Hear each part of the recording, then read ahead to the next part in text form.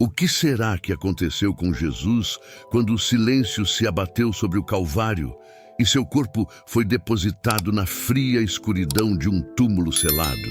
Este período de trevas, que se estendeu desde a tarde da crucificação até a aurora da ressurreição, permanece como um dos intervalos mais misteriosos e profundamente contemplados da história cristã. As Escrituras nos contam sobre o evento da cruz e a manhã gloriosa que se seguiu, mas sobre essas horas intermediárias, o relato bíblico mergulha em um silêncio enigmático, convidando-nos a explorar as profundezas da fé e da teologia. O que será que a tradição e os textos sagrados sugerem sobre o caminho que Cristo trilhou após seu último suspiro até sua ressurreição triunfante?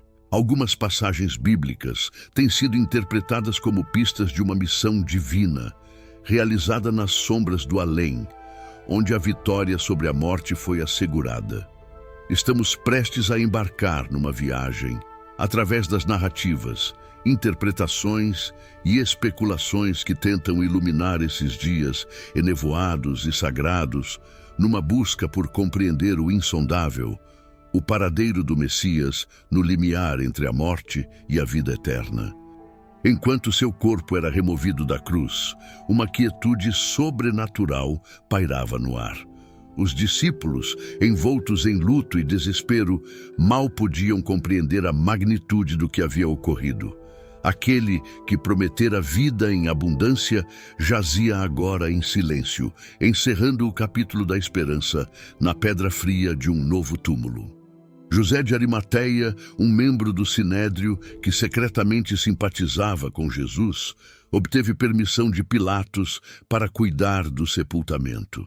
Com reverência e pressa, pois o sábado se aproximava, José, auxiliado por Nicodemos, envolveu o corpo de Jesus em linho fino, acompanhado de mirra e aloés, conforme o costume judaico de sepultamento.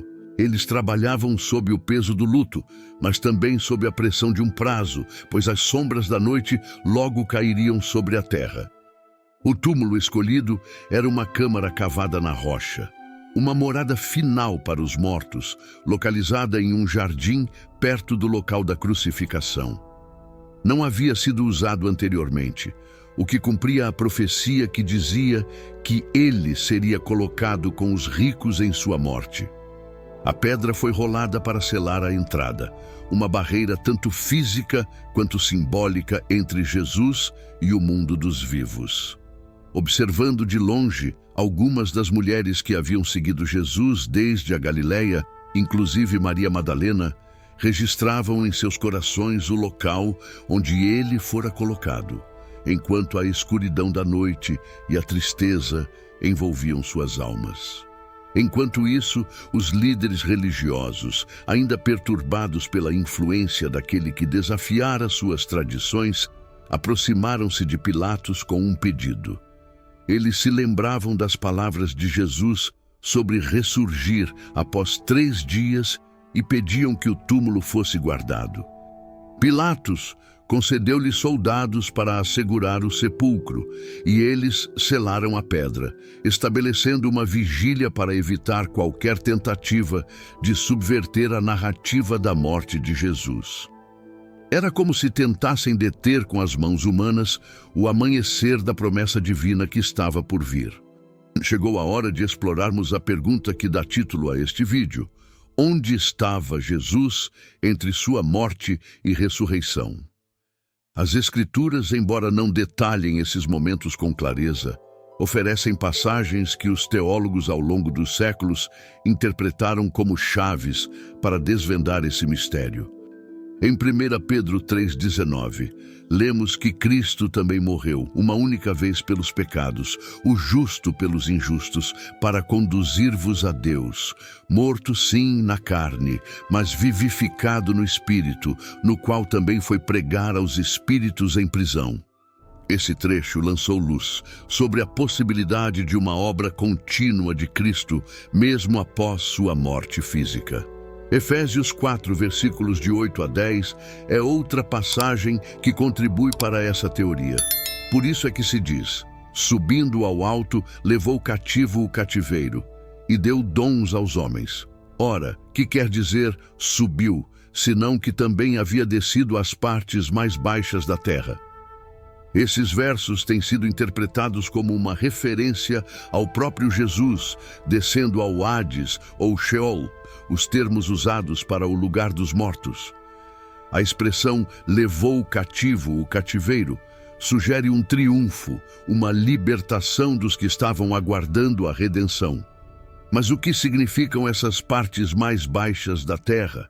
Seria uma descrição do estado dos mortos, uma dimensão espiritual reservada para as almas pré-Cristo, ou talvez uma metáfora poética para o estado de humilhação que Cristo experimentou em seu sacrifício?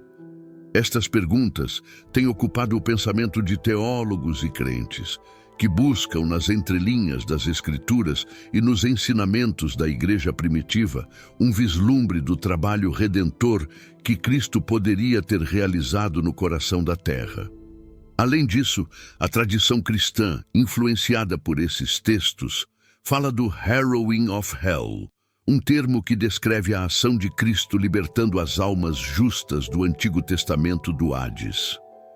Esta concepção é celebrada na arte, na liturgia e na teologia, oferecendo uma visão dramática de Jesus quebrando as correntes do cativeiro da morte, proclamando liberdade aos cativos e abrindo as portas para a vida eterna.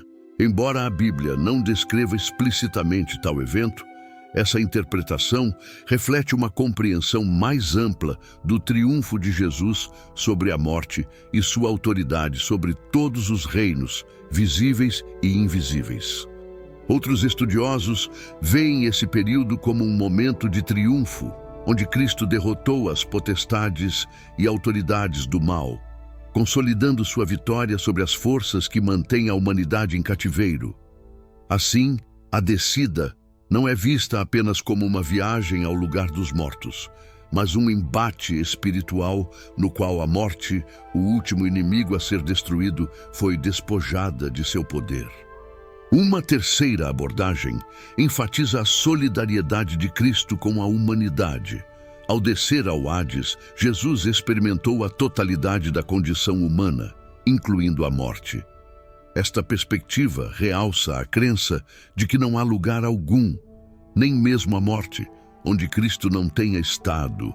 Assim, todos que morrem em Cristo podem ter a certeza de que Ele os precedeu, até mesmo na morte, garantindo a esperança da ressurreição.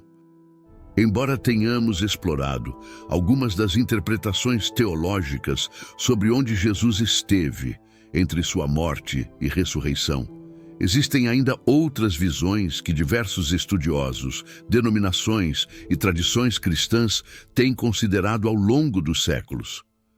Cada interpretação procura iluminar a compreensão desse mistério sagrado à luz das Escrituras e da fé. Porém, independentemente das diferentes leituras e entendimentos desse intervalo, todas convergem para um único e indiscutível clímax: a ressurreição do nosso Senhor. É a ressurreição que confirma todas as promessas de redenção. É a ressurreição que triunfa sobre o pecado e a morte. É a ressurreição que é o fundamento da nossa esperança e fé. Ao refletir sobre o que aconteceu entre a cruz e o túmulo vazio, somos lembrados de que, em última análise, o que mais importa não é apenas entender cada detalhe da jornada de Cristo, mas reconhecer e celebrar a sua vitória sobre a morte, uma vitória que Ele compartilha conosco. No terceiro dia, o túmulo foi encontrado vazio, e as palavras "Ele ressuscitou" ecoaram através da história, transformando corações e vidas para sempre. Portanto, enquanto consideramos essas diferentes perspectivas sobre onde Jesus esteve, que possamos nos alegrar com a verdade imutável e gloriosa de que Ele está vivo, que Ele reina e que Ele está conosco até o fim dos tempos. Que a paz do Cristo esteja com todos vocês.